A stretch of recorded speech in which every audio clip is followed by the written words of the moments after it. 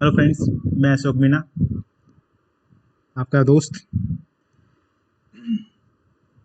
आप सब ठीक होंगे, उम्मीद यही है, और ठीक रहना भी होगा। घर पे रहें, सुरक्षित रहें, बार बार हाथों को धोएं और कोरोना जैसी पेंडेमिक से बचें। इस महामारी से बचने का एक ही इलाज है, लॉकडाउन। क्योंकि टेस्टिंग तो है नहीं देश में इतनी, टेस्टिंग बड़ी स्केल पे होना बहुत ज़रूरी है। और रही बात वायरस की, तो आप हाथों को बार बार धोएं, हाथों को अच्छे से धोएं और यूँ धोएं, क्योंकि इनके बीच में भी रिबॉन्ड्स बच सकते हैं। और अपनी इम्यून सिस्टम को बढ़ाने के लिए हल्दी का दूध पिएं। और दवा की जहाँ तक मैं बात करूँ, तो अभी तक कोई दवा नहीं है, कोई दवा नहीं है, प्रूफ कोई दवा नहीं है। वो अलग बात है, हाइड्रोक्लोरोक्विन वगैरह, कोई कौन, तो वो सब अपनी स्वयं की आत्महत्या करना है उन दवाओं को लेकर। वो डॉक्टर के परामर्श से दी जाती है, जब रेयर स्थिति होती है किसी पेशेंट्स की तरह। और इस टाइम पे एक घोड़े पे बैठा हुआ व्यक्ति भी, यानी कि जो बहुत अच्छी तरह से पावरफुल तरीके से उसको चलाना जानता है, वो भी गिर सकता है। क्योंकि दुर्घटना घटी, जो वो बात कहावत है ना कि सावधानी हटी दुर्घटना घटी, तो सावधानी नहीं हटने दें और दुर्घटना भी नहीं घटने दें। और वायरस की बात जहाँ तक मैं करूँ, तो वायरस जहाँ होता है, जैसे कि यहाँ एथलेटी पे वायरस आ गया, तो यहीं पे रहेगा, वो चलता नहीं है। बैक्टीरिया चलता है, वायरस जहाँ है वहीं पे रहता है। जब तक आप इसको मुंह तक नहीं लेके जाओगे, तब तक वायरस आपके पास नहीं आएगा।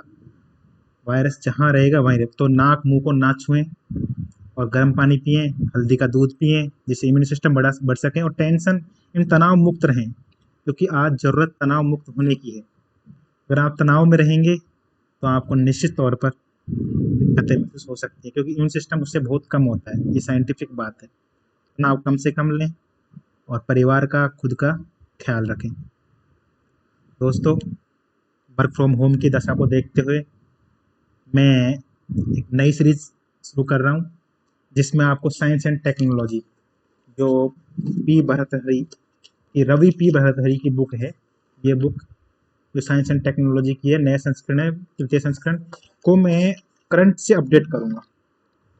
यानी कि जैसे कि आप प्रेजेंट में देख रहे हो कि अर्थव्यवस्था की स्थिति बहुत खराब है, और उसमें यानी कि आज इकोनॉमिक्स में पहले भी आता था, नेटवर्क प्रोडक्शन की बात हो रही थी कि नेटवर्क प्रोडक्शन होना चाहिए, जिसमें नेटवर्क प्रोडक्शन को उदाहरण आप ऐसे समझें कि जैसे कि इलेक्ट्रॉनिक्स हैं, या फिर ऑटोमोबाइल सेक्टर है, या फिर मोबाइल मैन्युफैक्चरिंग है, तो उसके पार्ट्स, ऑटोमोबाइल पार्ट्स वगैरह, तो उन सेक्टर्स में भारत आज बहुत तेज़ी से बढ़ सकता है, क्योंकि ये ग्लोबल मार्केट है। आज ग्लोबल मार्केट पूर्ण तरीके से बंद होने की दशा में आ गया है, क्योंकि चाइना जैसे देशों से अब माल मंगाया नहीं जाएगा, उनका निर्यात कम हो जाएगा, तो भारत इसका फ़ायदा उठा सकता है। और इस जो कोरोना महामारी है, इससे भी हम लड़ेंगे और इसको बहुत जल्द हरा के वापस हमेशा के लिए इसको भेजना है। मैं तो चाहता हूँ भगवान कल दवा मिल जाए। मैं तो ईश्वर से यही प्रार्थना करता हूँ, अगर है तो। और ईश्वर के रूप में आज भगवान उतरे हैं, तो वो तो बात ही अलग है। तो हम इन्हीं बातों में अब शुरू करते हैं, और कभी आगे बात करेंगे। जैसे कि किसी ने बोला था प्लाज्मा थेरेपी के बारे में बताना, तो प्लाज्मा थेरेपी के बारे में जैसे कि आप जानते हो कि प्लाज्मा थेरेपी में एक व्यक्ति के द्वारा, यानी उसका ब्लड का कुछ सैंपल, मतलब ब्लड के लेकर दूसरे व्यक्ति को उसमें ट्रांसफर कर दिया जाता है, तो वो व्यक्ति रिकवर होता है उससे, उस ब्लड से उसके शरीर में एंटीबॉडी डेवलप हो जाती है उस वायरस के प्रति, ताकि वो धीरे धीरे सुधारात्मक प्रयास हो। जैसे कि आप दिल्ली में देख रहे हो कि वहाँ पे प्रयास हो रहे हैं, सुधर रहे हैं कुछ पेशेंट्स वगैरह। तो प्लाज्मा थेरेपी में ब्लड के द्वारा दूसरे व्यक्ति का इलाज किया जाता है, यानी ब्लड की थेरेपी लेके उसके प्लाज्मा लेकर दूसरे व्यक्ति के शरीर में डाल दिया जाता है, ताकि वो रिकवर हो जाए। तो ये प्लाज्मा थेरेपी है, तो उसमें भी अब चल रहा है। और सांप्रदायिक सद्भाव बनाए रखें, क्योंकि ये बहुत ज़रूरी है। आज की दशा को देखते हुए मैं देख रहा हूँ कि ये सांप्रदायिक सद्भाव बहुत कम हो गया है, तो उसको बनाए रखने की बहुत ज़रूरत है। लोग ऐसी स्थितियों में आ गए हैं, कोई क्या बात कर रहा है, तो उन चीज़ों को आप बना के रखें और अपने जीवन को सुरक्षित रखें। चलो हम शुरू करते हैं। साइंस टेक्नोलॉजी जो मैं आपको पढ़ाऊँगा, वो करंट से अपडेट करके पढ़ाऊँगा, एंड टू द अपडेट अब तक का करंट, यानी आज तक का करंट मैं जोड़ तक के बताऊँगा। यानी यूपीएससी में जो भी क्वेश्चन आएगा इससे बाहर नहीं आएगा, जहाँ तक मैं समझता हूँ। आपका बेसिक इतना मजबूत हो जाएगा कि बहुत ही क्लासिक। और मैं आपको ज़्यादा टाइम नहीं लूँगा, यानी कि टॉपिक को बहुत तेज स्पीड से लेके जाऊँगा कि आप आराम से उन टॉपिकों को समझ सकें और आगे जाके आप खुद रिवीजन कर सकें। रवि पी भर्तहरि की बुक मार्केट में है, तृतीय संस्करण है, आप उसे ला सकते हो। आप साइंस टेक्नोलॉजी को पढ़ सकते हो, क्योंकि आज साइंस एंड टेक्नोलॉजी इतनी आवश्यकता पड़ गई है, इतनी आवश्यकता शुरू हो गई है उसकी, कि इससे पे क्वेश्चन बनना निश्चित है। इसमें काफ़ी क्वेश्चन बनेंगे, जो पहले इकोनॉमिक्स में बनते थे क्वेश्चन, वो आज साइंस टेक्नोलॉजी में क्वेश्चनों की भरमार होगी। क्वेश्चन तो वैसे भी साइंस टेक्नोलॉजी में 17 क्वेश्चन आते थे पीटी में, 17-18 क्वेश्चन का रहा है। पर मैं बता रहा हूँ, जहाँ तक अब की बार क्वेश्चनों की ज़्यादा संभावना आने की है, क्योंकि आज साइंस टेक्नोलॉजी के क्षेत्र में काफ़ी सुधारात्मक प्रयास करना बहुत ज़रूरी है। तो उन प्रयासों को देखते हुए हम साइंस टेक्नोलॉजी के मेन पॉइंटों पे जाएंगे, और बहुत जल्दी आपको इस बुक को मैं करा दूंगा। आपको करंट का कोई पार्ट नहीं छूटेगा, कोई टॉपिक करंट में, यानी कि यहाँ तो मैं विजन को इसमें जोड़ के लेके चल रहा हूँ, विजन के पार्ट लेके जोड़ चल रहा हूँ, विजन का जो टॉपिक है उसको मैं अलग से उसी पेज को, जो विजन का पेज है उसको साथ में लेके चल रहा हूँ। यानी कोई टॉपिक आएगा उसके बाद में करंट का विजन का पेज भी आएगा उसके साथ। आप चिंता नहीं करें, पूरा क्लियर होगा। जैसे आप ऐसे ही प्यार बनाए रखें। ठीक है, तो हम टॉपिक शुरू करते हैं। न्यू टॉपिक, अंतरिक्ष अनुसंधान हेतु विभिन्न संस्थागत व्यवस्थाएं तथा कक्षा व प्रक्षेपण स्थल की अवधारणाएं। जैसे कि आपको पता है, ये लेसन का नाम है अंतरिक्ष प्रौद्योगिकी है, स्पेस टेक्नोलॉजी है, तो उसमें अंतरिक्ष विज्ञान के क्षेत्र में उद्योग की संभावनाओं के बारे में, अंतरिक्ष का वातावरण प्रक्रिया, अनंत क्रियाएं, दूरदर्शन, जैसे कि आज हम जो भी दैनिक जीवन में प्रयोग कर रहे हैं, जैसे कि ग्लोबल पोजिशन सिस्टम है, ऊपर आधारित दूरदर्शन सिस्टम है, या फिर मौसम प्रसारण प्रणाली वगैरह है, या फिर लंबी दूरी संचार प्रणाली है, या फिर कोई भी सेक्टर है जिसमें आज हम टेक्नोलॉजी के द्वारा, आज मोबाइल सिस्टम है या डिश टीवी प्रोडक्ट सिस्टम है, जैसे GSLV 9 भेजा था, जिसमें सभी देशों में डिश टीवी की आवश्यकताओं को पूरा किया सके और संचार उपग्रह संचारगत व्यवस्थाएं बनाई जा सके। तो इसके जनक, जैसे कि आपसे कभी पूछा भी जाए, जैसे कि कुछ लेवल एग्जाम पूछ लेते हैं PCS जैसे एग्जाम में, तो विक्रम साराभाई, जो कि अंतरिक्ष अनुसंधान कार्यक्रम के जनक कहा जाते हैं, पिता कहा जाते हैं, पितामह कहा जाते हैं, तो उनके लिए ताली होनी चाहिए, क्योंकि उनके द्वारा ही आज हम इस अंतरिक्ष के विकास की संभावनाएं देख पा रहे हैं। फ्रेंड्स, कभी कभी कुछ हो जाता है इसमें। तो ये प्रमुख संस्थागत व्यवस्थाएं हैं, तो संस्थागत व्यवस्थाएं आप उसमें से देख सकते हैं। तो जवाहरलाल नेहरू के टाइम पे इनकी व्यवस्थागत संस्थाओं का विकास किया गया था। अब आपके लिए जो जरूरी आवश्यकता है वो है विभिन्न प्रकार की उपग्रह कक्षाएं। अब उपग्रह कक्षाओं को जैसे कि आप देख पा रहे होंगे, एक मिनट में देख लेता हूँ कि लोग कल तो ठीक रहा है ना, ठीक है, ठीक चल रहा है, ठीक चल रहा है। अब आप देखो, विभिन्न प्रकार की उपग्रह कक्षाएं, पृथ्वी के चारों ओर उपग्रह विभिन्न कक्षाओं में हो सकते हैं। और जैसे कि भूमध्य रेखीय कक्षाएं, ध्रुवीय कक्षाएं, वृत्ताकार दीर्घ वृत्ताकार कक्षाएं, किसी भी आकार की हो सकती हैं कक्षाएं। वो आकार की कक्षाएं वो मैं आपको आगे बताऊंगा, पर इससे पहले आपको, यानी कि इनके प्रकार देखना बहुत जरूरी है। जैसे कि आप देखोगे, भूस्थितिक पृथ्वी कक्षा, यानी कि जियो स्टेशनरी अर्थ ऑर्बिट। इसमें क्या है कि जैसे भूस्थितिक पृथ्वी कक्षा है ना, ये उपग्रह संचार प्रणाली है। इसमें आप जैसे कि एक तो ये बात ध्यान रखनी है आपको इसमें, कि भूस्थितिक पृथ्वी कक्षा है ना, जो 35,000 किलोमीटर की ऊंचाई पर होती है। तो आप इसको यहाँ से समझें, ये देखिए, ये मैप्स, इससे समझें आप। जैसे कि इसमें आप देख लो 36,000 किलोमीटर, यानी कि 35,600 होता है, पर 36,000 किलोमीटर समझ के लेके चले आप, 36,000 किलोमीटर की ऊंचाई पर, यानी कि जो ये जियो सिंक्रोसिस कक्षा है, यानी इसमें स्थित है 36,000 किलोमीटर। और आप, सॉरी, जियो सिंक्रोसिस नहीं, जियो स्टेशनरी है ये, तो ये है जो 36,000 किलोमीटर।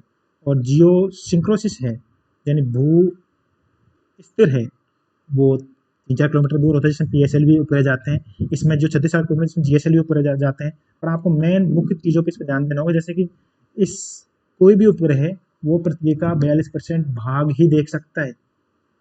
ध्यान रखना, भूतुल्यकालिक कक्षा है, ये चारों ओर अवस्थित कक्षा है, जिसमें कक्षीय काल यानी लगभग 1 दिन के बराबर हो, झुकाव, पृथ्वी पर निरपेक्ष झुकाव, कोई व्यक्ति किसी ऊपर वो प्रत्येक दिन किसी निश्चित समय पर उसी स्थान पर देख सकता है। ठीक है, तो आप इनका ध्यान रखें। और ये भी ध्यान रखना है आपको कि जो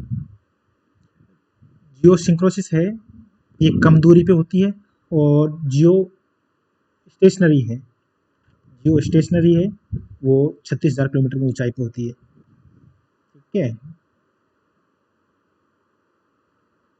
और आप आगे चलें, जैसे कि आगे आप देखें तो आगे आपको अंतरिक्ष विधेयक है, अंतरिक्ष गतिविधियों संबंधी विधेयक है, 2017 में पारित हुआ था ये विधेयक, जिसमें वाणिज्यिक उपयोग की अनुमति दी गई थी। जैसे कि एंट्राक्स है जो निजी कंपनी है, जैसे कि पहले आपने देखा हो, तो उसमें निजी कंपनियों को गतिविधियों को जानकारी दी गई, उसमें कोई लाइसेंस है, पात्रता मापदंड है, लाइसेंस नीति है, उन सभी की उपयुक्त प्रणाली तैयार की गई है इन सभी विधेयकों में।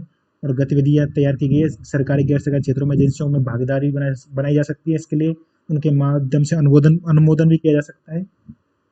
और इन्हीं सब के लिए एक मतलब उन्नति कार्यक्रम लेके आए हैं।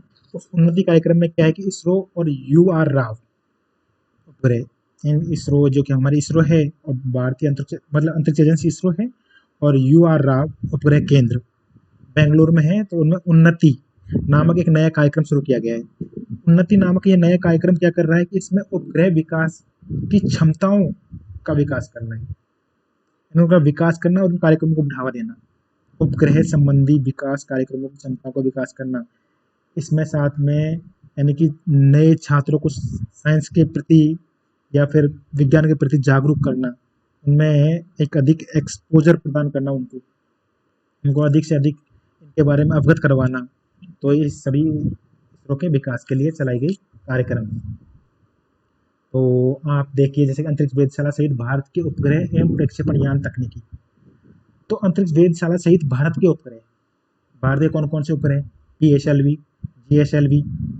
अब भारत के उपग्रहों को देखिए, PSLV है, PSLV के 2 प्रकार है, मतलब PSLV 4 प्रकार, मतलब PSLV है, उसमें PSLV XL है, PSLV है छोटा भी है बड़ा भी है, उसमें XL यानी सबसे बड़ा उपग्रह जो कि इसको भारी है, काफ़ी बड़ा उपग्रह होता है। इसमें GSLV की तरह कार्य करता है, वो लंबी दूरी का भी हो जाता है, वो कभी कभी यानी कम भार से लंबी दूरी तय कर लेता है, अधिक भार से वो कम दूरी तय करता है। तो वो चीज़ें हैं, यानी कि 36,000 किलोमीटर के लिए और अधिक भार के उपग्रहों के लिए हमने GSLV बनाया है, GSLV Mark 3, जिससे हमने अब सबसे पहले हमारा GSLV 9 जो कि दक्षेश उपग्रह जिसे नाम दिया गया था, वो भेजा गया था, जिससे कि हमारे बांग्लादेश है, पाकिस्तान को छोड़कर जो सार्क देश है, बांग्लादेश, नेपाल, भूटान, ये जो देश है, इन सभी देशों के सहायता के लिए, यानी उनमें संचार व्यवस्था DTH जैसी व्यवस्थाएं मुहैया कराने के लिए उन सबको हमने फ्री में उपलब्ध करवाया है।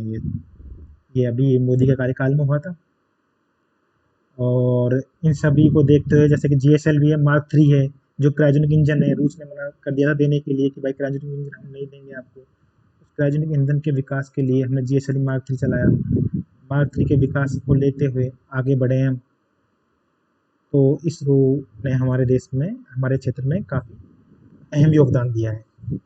अब हम जैसे कि निसार को देखें तो निसार नासा प्लस इसरो का प्रमुख उपग्रह निसार, जो कि आगे जाके उपग्रहगत दशाएं पैदा करेगा।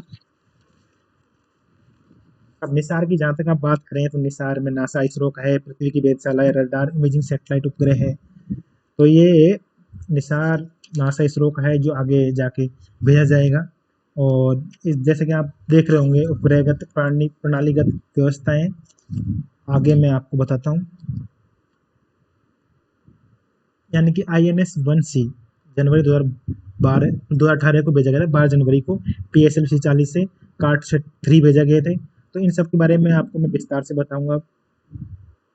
तो भारत के मतलब IRS यानी कि इंडियन रिमोट सेंसिंग सैटेलाइट, ये क्या है कि जैसे भास्कर 2 भेजे तो पहले की रणनीतिगत विषय वस्तुएं हैं ये, तो इन पे आपको ज़्यादा ध्यान नहीं देना, पर ये ध्यान रखना है आपको, ये संसाधनगत होती है। यानी कि हमारे रिमोट सेंसिंग एरिया है या फिर कोई भी एरिया है, उसमें जैसे वन है, वन की प्रणालीगत विषय वस्तु है, कितने वन किसी क्षेत्र में है, कितना घनत्व है उनका, कितने क्षेत्रफल पे उन वनों की दशाएं हैं, सबका ये ज्ञात रखता है, इन सब की विषय वस्तु को ज्ञात रखता है। तो ये इसके लिए IRS बना हुआ है। और दूर संवेदी उपग्रह है जो संसाधन सर्वेक्षण प्रबंधन जैसे अनेक क्षेत्रों में काम करता है। ये विकेंद्रीकरण प्रणाली है इसके, फसलों के क्षेत्र में भी सूखा निगरानी के लिए भी आईएनएस का प्रयोग करता है, बाढ़ संभावित क्षेत्रों के लिए भी मैपिंग बनाने के लिए भी, नुकसान का मूल्यांकन करने के लिए भी, भू आकृति विज्ञान में भूमिगत जल संसाधनों के विकास के लिए भी, सिंचाई क्षेत्र को निगरानी करने के लिए भी आईआरएनएस का प्रयोग करते हैं हम। तो ये दूर संवेदी उपग्रह हैं जो कि किसी क्षेत्र विशेष में खनिज संसाधनों का, तटीय अध्ययनों का, इन सब का अध्ययन करता है। इन्हीं में हाइपर स्पेक्ट्रम इमेजिंग सैटेलाइट है। अब ये क्या है कि नवंबर 2018 को हमने आंध्र प्रदेश के सतीश धवन अंतरिक्ष केंद्र से छोड़ा गया था, PSLV C41 से। इसमें क्या है कि इसका मुख्य उद्देश्य आपको हर चीज़ में, यानी कि किसी भी कोई भी सैटेलाइट भेजा है, आपको ये नहीं कि उसकी हर चीज़, उसके की पॉइंट देखने हैं आपको। तो इसका क्या उद्देश्य है हाइसिस का? हाइसिस का मुख्य उद्देश्य है पृथ्वी की सतह का विद्युत चुम्बकीय स्पेक्ट्रम के अवरक्त दृश्य, लघु तरंग और अवरक्त क्षेत्रों का अध्ययन करना। यानी क्या उद्देश्य है इसका? पृथ्वी की विद्युत चुम्बकीय स्पेक्ट्रम, जैसे कि ये है कि विद्युत चुम्बकीय स्पेक्ट्रम क्या होता है? विद्युत चुम्बकीय स्पेक्ट्रम एक वह स्पेक्ट्रम है जिससे हम, जो अदृश्य होता है होने को तो उससे आज जो दशाएं पैदा हो रही है, यानी कि जो मोबाइल की है या फिर टेक्नोलॉजी की है या फिर कोई भी स्पेक्ट्रम के दोबारा ही हम, जैसे कि स्पेक्ट्रम घोटाला सुना होगा आपने। स्पेक्ट्रम घोटाला का अर्थ यह है कि जैसे कि FM है 97.5 FM है, या फिर उसको स्पेक्ट्रम बेच दिया गया, GPS है उसको स्पेक्ट्रम बेच दिया गया, या फिर कोई टेक्नोलॉजी है जियो है उसको स्पेक्ट्रम बेचा गया है, एयरटेल डिश टीवी उसको स्पेक्ट्रम बेचा गया है, बड़ी बड़ी कंपनी एयरटेल है उसने अपना स्पेक्ट्रम लिया है अलग से। तो सबको स्पेक्ट्रम दिया जाता है। वो स्पेक्ट्रम विद्युत चुम्बकीय धारा की अवरक्त धारा जो दिखती नहीं है, दृश्य अदृश्य होती है, उसको देखा नहीं जा सकता, पर बताया जाता है कि वो एक प्रकाशीय तरंगें होती है। उन सब का अध्ययन करने के लिए हाइसिस को भेजा गया है। अब ये हाइसिस क्या है? ये हाइसिस इसरो का पहला पूर्ण समर्पित कार्य उपग्रह है। ये पूर्ण समर्पित उच्च क्षमता से इमेजिंग सेंट, मतलब कैमरे लगे हैं, इमेजिंग उच्च क्षमता वाले कैमरे लगे हैं जिनसे अच्छी फोटो ली जा सके, अच्छी इमेज ली जा सके। इससे रक्षा, कृषि, खनिज, भूमि के उपयोग आदि अनेक प्रयोजनों के लिए अंतरिक्ष से भारत की निगरानी सुविधा उपलब्ध कराने के दौरान इसको प्रौद्योगिकी को अतिरिक्त लाभ होगा। यानी कि इससे रक्षा क्षेत्र में भी, कृषि क्षेत्र में भी, खनिज क्षेत्र में भी, भूमि के उपयोग में भी, अनेक प्रयोजनों में इसके लिए, इससे क्या है, हमें लाभ मिलेगा इस प्रौद्योगिकी से। उपग्रह का जीवन काल 5 वर्ष है। पहली बार मलेशिया, कोलंबिया, ऑस्ट्रेलिया और स्पेन जैसे विभिन्न देशों में PSLV बोर्ड भेजा गया था इसके लिए, तो उसके तहत ये विकास हुआ है जिससे कि ये विद्युत चुम्बकीय तरंग, जो दृश्य तरंग हैं, उन सब का अध्ययन कर सके और मृदा वैज्ञानिक परिवहन तट आदि अंतर्देशीय जल मार्ग सबकी व्यवस्था ठीक से चल सके। अब इनसैट के बारे में जैसे कि आप जानते हो कि इसरो ने एशिया महाद्वीप में सबसे बड़ी घरेलू संचार प्रणाली है इनसैट। अब इनसैट से क्या है, जो भी संचार प्रणाली है, जैसे PSLV द्वारा भेजा गया है इनसैट, तो संचार प्रणालियाँ अधिकांश GSLV द्वारा भेजी जा रही है प्रेजेंट में। पर क्या है, ये काफ़ी दूर, यानी 36,000 किलोमीटर पे ही संचार उपग्रह भेजे जाते हैं अधिकांशतः, ताकि वहाँ से अच्छी कम्युनिकेशन बनाया जा सके। भारतीय राष्ट्रीय उपग्रह प्रणाली के तहत खगोल विज्ञान, दूरसंचार, खोजबीन, ऑल इंडिया रेडियो, अंतरिक्ष कार्यक्रम, इन सब के लिए इनसैट उपग्रह भेजे जा रहे हैं। वो जो भी आज उपग्रह भेजे जाते हैं तो वो इनके विकास के लिए भेजे जाते हैं। तो ये मुख्य मुख्य इनसैट उपग्रह हैं। कार्टोसैट है।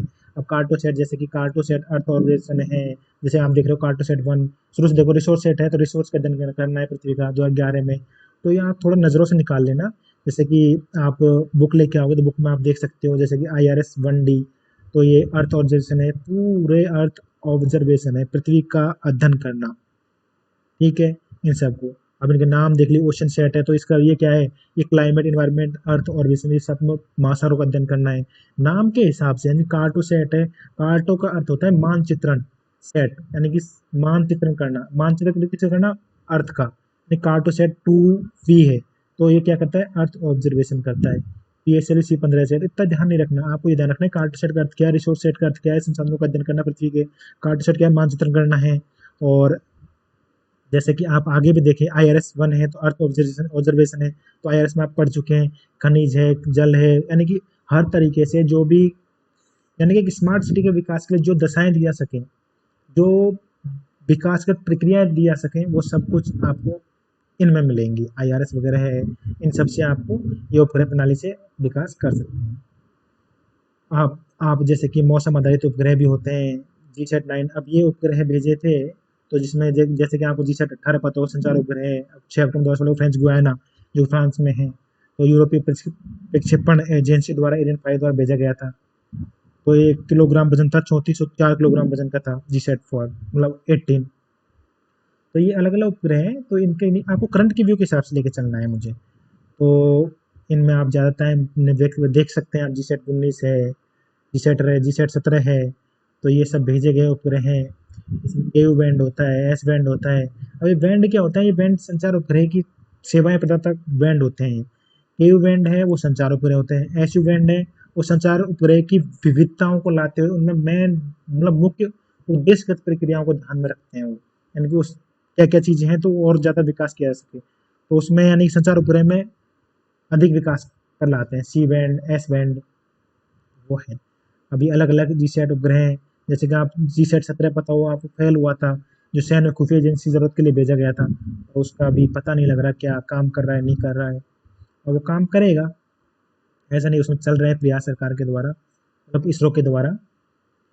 भारत का 17 भारत 17 का लॉन्च करेगा GSAT-18, 17 को, मतलब 17 तारीख को बात कर रहे हैं, तो GSAT-30 भेजा था भारत ने अभी। एक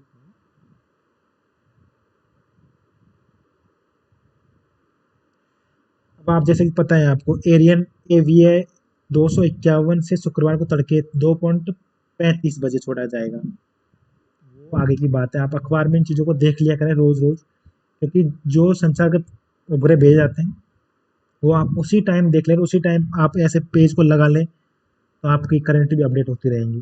जैसे कि आप इसमें देख लो कि ये संचार उपग्रह GSAT-30 है, ये क्या है कि के बैंड, जहाँ भारत उसके द्वीपीय क्षेत्र में संचार प्रणाली को मजबूती मिलेगी, वहीं जबकि एस बैंड,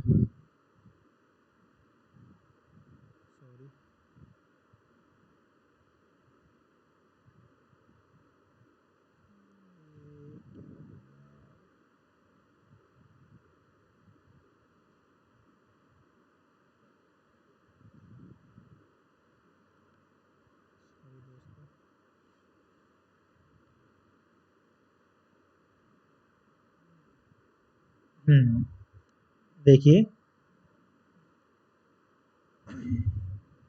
क्यू बैंड है, जहां भारत में उसके द्वीपीय क्षेत्रों में संचार प्रणाली को मजबूती मिलेगी, वहीं जबकि सी बैंड खाड़ी के देशों और एशिया के देशों और ऑस्ट्रेलिया तक को कवर करेगा। अभी करेगा क्या कि ये जो लॉन्च किया है ना, ये एक जीसेट उपग्रह, इसमें क्या है कि ये भविष्यवाणी करना है, इसका काम क्या क्या रहेगा देखो आप जीसेट का। इसे फायदा क्या हो, GSAT-18 संचार उपग्रह से देश की संचार प्रणाली मजबूती आएगी, जिसकी मदद से DTH टेलीविजन प्रसारण, डिजिटल सैटेलाइट के जरिए समाचार प्रबंधन, मोबाइल कनेक्टिविटी, समाज के लिए काम करने वाली जियो स्पेशियल सुविधाएं, मौसम संबंधी जानकारी, भविष्यवाणी, आपदाओं की पूर्व सूचना, बचाव कार्यों में इजाफा, यानी कि आपदाओं की पूर्व सूचना है या फिर मोबाइल कनेक्टिविटी है, समाज, ये एक तरह से संचार उपग्रह के पूरा कार्य करेगा। अब ये है क्या, देश में 5G सेवा शुरू करने में भी इससे मदद मिलेगी, ध्यान रखना GSAT-30 से जब 5G सेवा शुरू होगी, 5G के बारे में भी लेसन आएगा, तो उसमें आपको बता दी जाएगा 5G क्या है और कैसे प्रोसेस बनेगा इसका। तो बहुत अच्छा प्रोसेस है, बहुत अच्छी तरह से बताएंगे आपको। अभी GSAT सीरीज के 14 उपग्रह हैं, काम कर रहे हैं, इन्हीं की मदद से देश में संचार प्रणाली का काम चल रहा है, क्योंकि आज जो संचार प्रणाली चल रही है GSAT एक संचार उपग्रह है जो 30,000 किलोमीटर, यानी कि आप देख लो जैसे कि ये कितने किलो का है, 3357 किलोमीटर में GSAT-13 उपग्रह काम कर रहा है, मतलब उपग्रह अभी तक काम कर रहे हैं, INSAT-4A का स्थान लेगा ये अब। तो वो चीज़ें हैं, आपको ध्यान रखनी है सब चीज़ें। अब आप जैसे कि आओ तो एक्सीडेंट, भारत में प्रथम निजी उपग्रह था, तो बस इतना ही ध्यान रखना है। ध्वनात्मक रॉकेट होता है जो ध्वनि की स्पीड से तेज चलते हैं, तो ये भी ज़्यादा ध्यान नहीं रखना आपको। अब जैसे कि आपको मेन चीज़ क्या रखना है, जैसे कार्टोसैट 3 था, अभी भेजा गया था इसरो का, श्री मतलब आंध्र प्रदेश श्री हरिकोटा स्पेस मतलब सतीश धवन केंद्र से भेजा गया था। 13 वाणिज्यिक नैनो सैटेलाइट का सफलतापूर्वक किया गया था इसमें। यह उपग्रह एक फायदे मतलब यह उपग्रह एक है फायदे नहीं, वो फायदे अनेक कौन कौन से हैं कि इसमें पहला, इसके बारे में बात करें तो इसमें पहला तो क्या है कि हाई रिजोल्यूशन इमेजिंग सैटेलाइट है, तीसरी पीढ़ी का सबसे उन्नत उपग्रह है, कार्टोसैट 3 का मिशन है इसमें, ठीक है, कार्यकाल 5 साल का है इसमें, कॉर्ड से 3A और 3B नामक उपग्रह को प्रक्षेपित किया जा सका है इससे पहले। इसी प्रकार के उपग्रह जो यही काम करते हैं, जो कि आप जैसे कि आप एक चीज समझिए, कार्टोसैट यानी चित्र लेना है। तो चित्र लेना है तो चित्र क्या है कि उसको चित्र की रिजोल्यूशन कितनी अच्छी होनी चाहिए, हाई रिजोल्यूशन होनी चाहिए इमेजिंग सैटेलाइट, यानी कि बहुत बखूबी तरीके से, काफी अच्छे तरीके से, यानी कि फोटो ले सकता है पृथ्वी की क्षेत्रों की, या फिर किसी रिसोर्स की, किसी खनिज की, किसी क्षेत्र की, यानी कि काफी एरिया की, यानी कि वो एरिया होता है ज़्यादा 200 मीटर 300 मीटर, उसकी अच्छी तरीके से फोटो ली जा सकती है इससे, यानी कि उसकी इमेज ली जा सकती है। अब ये क्या है कि यान है, इसमें नेविगेशन, निर्देशन, नियंत्रण, सामान प्रोसेसिंग वगैरह। अब इसका क्या, इसरो द्वारा डिजाइन किए गए स्वदेशी विक्रम प्रोसेसर का उपयोग करते हुए निम्नलिखित उपग्रह पहली बार संचालित किया गया है। अब इसके अनुप्रयोग क्या है, नगर नियोजन के लिए, यानी कि वो स्मार्ट सिटी वाली चीज होगी, नगर नियोजन, ग्रामीण संसाधन अवसंरचना विकास, इंफ्रा डेवलप होगा, साथ में तटीय विकास होगा, भूमि आच्छादन हो गए, और चक्रवात है, बाढ़ग्रस्त क्षेत्र है, मानचित्र निगरानी करेंगे उन क्षेत्रों की, कि बाढ़ आई तो उस क्षेत्र में वो उसकी मानचित्रण बनाएंगे, भाई कैसे कैसे किस किस क्षेत्र में आई, क्या क्या थे पहले उस क्षेत्र में, कैसे कैसे इसको कैसे लाभ मिले, भूस्खलन क्षेत्रों का मानचित्रण करेंगे, निगरानी, कृषि, सूखा, दवानल, भूकंप आदि में इसका उपयोग किया जा सकेगा। साथ में सैन्य निगरानी में भी कार्य करेगा ये, तो इन सब का ध्यान रखते हुए इसका प्रयोग किया गया है।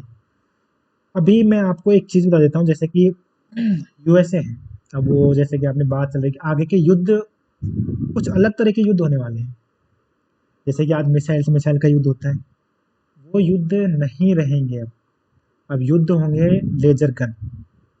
अभी यूएसए के प्रधानमंत्री हैं, उन्होंने घोषणा की है कि हमने लेजर गन बना दी है, और लेजर गन डायरेक्ट मिसाइल को खत्म कर देगी, ऐसा बोलते हैं।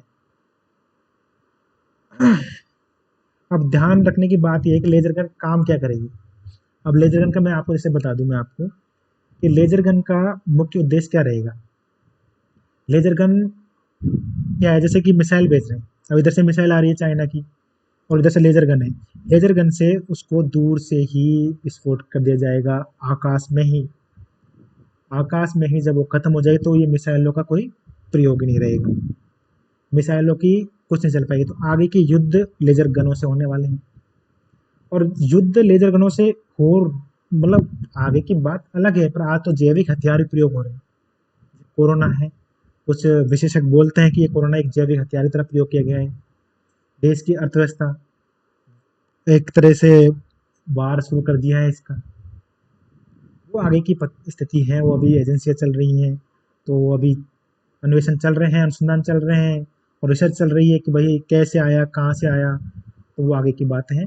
पर बात थी इस विषय वस्तु की, लेजर गन यूएसए ने बना लिए, वहाँ के राष्ट्रपति ने बताया है कि हमने लेजर गन का डायरेक्ट परीक्षण कर लिया है, ये अलग बात है। अब आप आगे ध्यान दें क्रायोजेनिक इंजन से, यानी फैट बॉय बोलते हैं, ये एक -150 डिग्री टेम्परेचर पे काम करता है, यानी कि इसको -150 डिग्री सेल्सियस कम तापमान पे रखा जाता है, और साथ में इसमें मतलब ऑयल वगैरह साथ में इसको प्रयोग किया जाता है। तो आपको ध्यान देने की बात यह है इसमें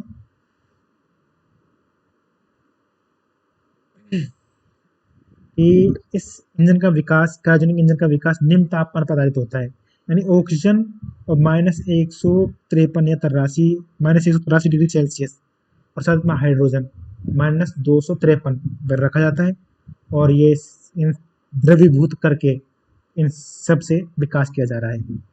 और इसी से क्रायोजेनिक इंजन से मैं आपको एक चीज़ बता दूं कि क्रायोजेनिक इंजन का जो इंजन है जिसमें -183 डिग्री सेल्सियस है, इस तापमान पे रखा जा रहा है, जब ये इतने तापमान पे किसी मानव को रखकर उसकी कोशिकाओं को जीवित किया जा सकता है। कोशिकाएं मतलब समझ रहे हैं, मानव के मस्तिष्क की कोशिकाएं, मानव के मस्तिष्क को वापस प्रयोग किया जा सकता है, यहाँ तक कि मानव को इतने तापमान में रख के वापस जीवित किए जाने की ये भी प्रयास किए जा रहे हैं। साइंस आप देख लो कहाँ तक पहुँच रही है। अब जैसे कि अभी बात हो रही है 3D प्रिंटिंग की, 3D प्रिंटिंग यानी कि जैसे कि अभी देखा है आपने कुछ दिन पहले कि मास्क का निर्माण किया जा रहा है 3D प्रिंटिंग से ही, मतलब यानी कि उसमें लिख दिया जाता है, मास्क वगैरह बना दिया जाता है, और बात भाई ये मास्क बना दो मुझे, तो मास्क बना दिया जाता है। यहाँ तक कि मान लो कभी ऐसी दिक्कत आ गई कि कोई विषय वस्तु ऐसी बन गई कि भाई किसी को जाना है बाहर, तो तुरंत 3D प्रिंटिंग से एयरक्राफ्ट बनाया या फिर कुछ ऐसा बनाया तेजस जैसा, और तो उससे तुरंत लेके उड़ गया। यही है 3D प्रिंटिंग का मतलब, ये है कि जो इमेज होती है उसको रियल में बना दिया जाता है, और रियल में बना के उसको यूज किया जाता है, 3D प्रिंटिंग है। तो ऐसे क्रायोजेनिक इंजन है, तो क्रायोजेनिक इंजन के विकास के द्वारा मानव की अस्तित्व को बनाए रखकर उसे वापस जीवित किए जाने के प्रयास भी किए जा रहे हैं। वो आगे की बात है। आप क्रायोजेनिक इंजन का ध्यान रखें, क्योंकि ये जीएसएलवी 3 में प्रयोग किया गया है। जीएसएलवी में क्रायोजेनिक इंजन का प्रयोग किया, क्योंकि इस क्रायोजेनिक इंजन का अगर हम इतिहास देखें तो यूएसए यानी कि अमेरिका के कहने पर रूस ने हमें इस तकनीक को देने से या फिर इसमें सहायता करने से या फिर इस तकनीकों को हमें प्रयोग करने से रोक दिया गया। और आज स्थिति देखिए, आज खुद हमारे इसरो के वैज्ञानिकों द्वारा क्रायोजेनिक तकनीक का विकास किया गया, तो उनके लिए ताली तो होनी चाहिए, ताली जरूर बजानी होगी आपको, क्योंकि इसरो के विकास के लिए जरूर ताली बजाएं। जीएसएलवी मार्क थ्री क्या है? ये भूतुल्यकालिक कक्षा है, जो कि 36,000 किलोमीटर की कक्षा है, उसमें 4 टन वर्ग के उपग्रह को ले जाने की क्षमता रखता है। और मार्क टू भी है, मार्क थ्री भी है, तो ये लंबे, एक फैट बॉय बोलते हैं इसको एक तरीके से, और काफी दूर के संचार उपग्रह हैं जो कि 36,000 किलोमीटर तक के भारी उपग्रह हैं, उनको ले जाने में जीएसएलवी मार्क थ्री का प्रयोग किया जा रहा है। अब जीएसएलवी मार्क थ्री के बारे में जैसे कि आप देखें तो 3 चरण वाला है। S20T, तो मोटर है इसमें, सॉलिड भरा रहता है इसके अंदर। दूसरा है उसमें लिक्विड फ्यूल वाला विकास इंजन है, और तीसरा है वो क्रायोजेनिक इंजन है। क्या क्या है दोबारा देख लें। S20T फर्स्ट चरण, 3 चरण इसमें देखें तो मोटर है जिसमें सॉलिड भरा रहता है, फर्स्ट में मोटर सॉलिड भरा रहेगा पहला, तो दूसरे में लिक्विड फ्यूल भरा रहेगा, तीसरे में क्रायोजेनिक इंजन का विकास होगा। वो मैं बता नहीं पा रहा, मेरे पास वीडियो है, आप वीडियो डाल के देख सकते हैं क्रायोजेनिक इंजन, उसमें आपको प्रोसेस पता लग जाएगा क्रायोजेनिक इंजन लास्ट में कैसे बचता है। वो चीज़ें हैं। तो जीएसएट मिशन है प्रेजेंट भेजे जा रहे हैं, वो सब जीएसएल मार्क थ्री का प्रयोग किया करके किए जा रहे हैं। और वहीं मानव अंतरिक्ष विकास कार्यक्रम जो विकसित किया जा रहा है, वो भी जीएसएल मार्क थ्री का प्रयोग होगा। जीएसएल मार्क थ्री का प्रयोग करके, यानी कि जीएसएल मार्क थ्री का प्रयोग कैसे होगा? जीएसएल मार्क थ्री का प्रयोग ऐसे होगा कि जो मानव है उसको यहीं से पहले कोई वस्तु या फिर कुछ भी ऐसे जीव जंतु, जैसे कि कोई कुत्ता पे या मतलब डॉगी है, उसका परीक्षण किया जाएगा, उसको यहाँ से लिया जाएगा और उसको ऊपर भेजा जाएगा और वापस उसको लाया भी जाएगा, यानी कि रीयूजिकल व्हीकल RLV है, तो वो वापस उसको प्रयोग किया जाएगा, यानी कि जाएगा वापस आएगा भी, तो उसके परीक्षण भी होंगे। तो ये हमारा गगनयान मिशन भी होगा इसी से ही, तो उसको भेजा जाएगा इससे। और गगनयान मिशन है, साथ में अंतरिक्ष कार्यक्रम है, तो उसमें भी जीएसएलवी का प्रयोग होगा। तो आप इन चीज़ों को ध्यान में रखें। और जैसे कि आप RLV की बात हो रही थी, तो RLV का प्रयोग ही अब गगनयान मिशन में होगा, क्योंकि जाना और वापस आना, इन सब में प्रयोग इसका होगा। तो ये आगे की मतलब राह है, तकनीकी है, उनका उन्नयन किया जाएगा। तो RLV क्या है कि RLV एक प्रयोज्य विमोचन यान है।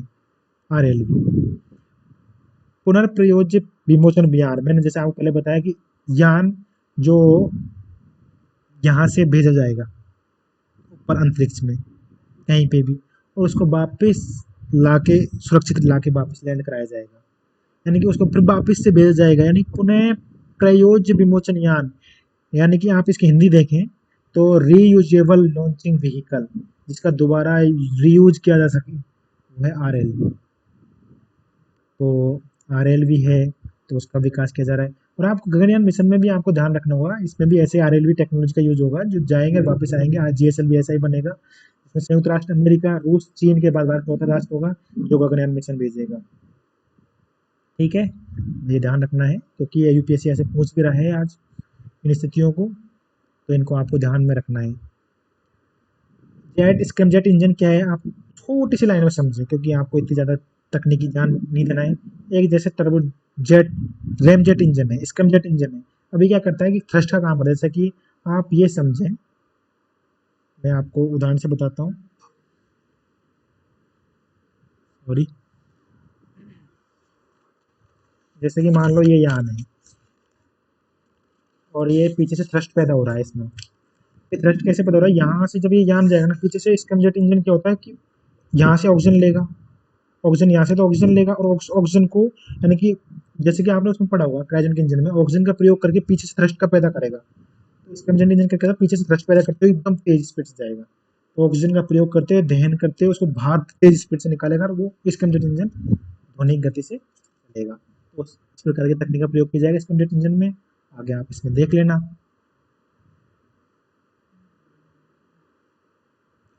अब ध्यान रखना, भाई अंतरिक्ष मामले विभिन्न राष्ट्रीय अंतर्राष्ट्रीय मिशन। अब मैं आपकी इसमें बात करूँगा, मुझे 1 घंटे की क्लास है, तो 1 घंटे क्लास में आपको 35 मिनट की क्लास हुई है अभी, तो मैं समझता हूँ आज इतनी क्लास काफ़ी रहेगी, या फिर आगे भी पढ़ा दिया जाए?